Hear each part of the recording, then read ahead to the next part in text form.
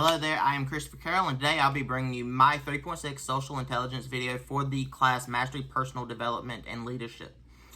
In this video, I will be reflecting upon Benjamin Franklin and his life story and how it lines up with him becoming a social intelligence master and how to read people and how it aligns with my life. So the main reason I chose Benjamin Franklin is because his path through life somewhat lines up with mine. We're both writers, and we had to work very hard for other people to take us seriously. An example of this is Franklin had to create a whole new person just to get his brother to even acknowledge the stories that he wrote.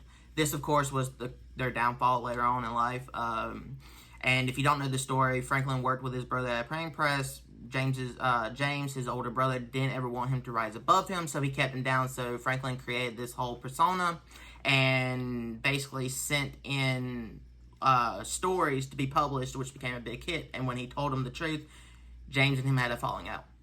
Franklin ended up leaving Boston and moving to Philadelphia. Another reason why I decided to choose Franklin is because of how we both were manipulated and used by others. But through these sections in our life, we learned how to read people for who they truly are. Franklin learned that people possess horrible qualities and characters.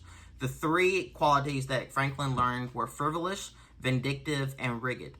By learning how to look for these qualities of humans, Franklin was able to figure out when he was being used by his old boss, Kilmer, and the best way to turn it on his side. So Kilmer, Franklin ended up going to London, then he came back, and Kilmer hired him back as a management, but he was going to fire him after he trained these 5 people and teach them everything that he learned over in London. So Franklin pulled the rug up underneath Kilmer, trained one of the guys becoming his assistant, and then he also used Kilmer's printing press to gain loyal customers. So when he left Kilmer, he would be able to have a following that would follow him to his own printing press.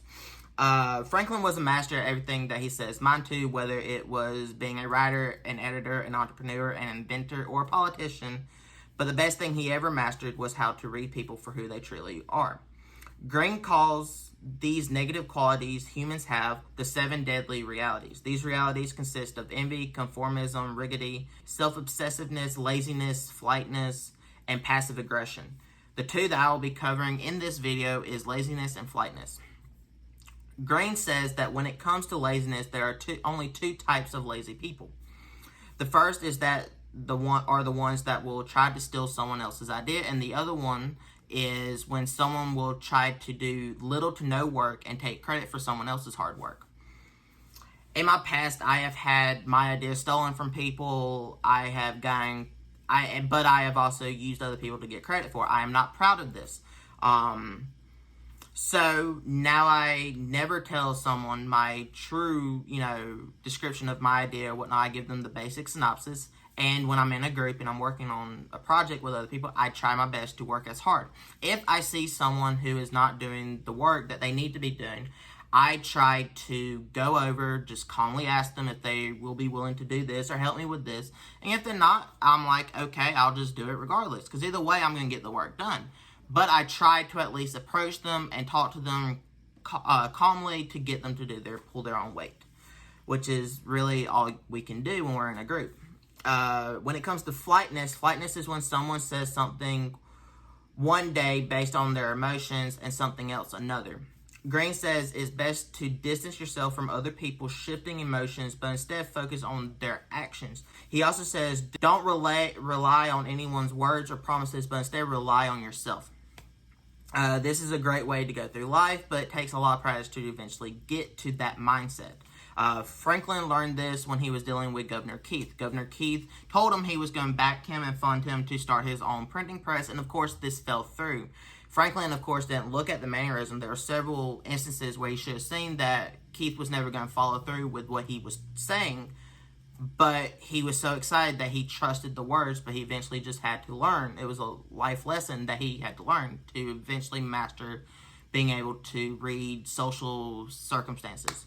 I, of course, have dealt with instances like this and having to figure out ways to you know, people will say one thing and they'll seem all nice and then they never follow through or they turn on you. So it's best to just focus on yourself. Yeah, you should have the benefit of the doubt for people when they say something, but don't put all your eggs on that one person. You know, it's like the saying, don't put all your eggs in one basket. So don't trust this one person. If they follow through, then great. That's perfect. But if they don't, at least you already have a plan and you're not going to fall behind because you were just relying on them. You figured out a way to benefit if they fell through, which is all anyone can do, and that's how you should go through life. That concludes this presentation. I hope you enjoyed, and yeah, I'll see everyone in the next one.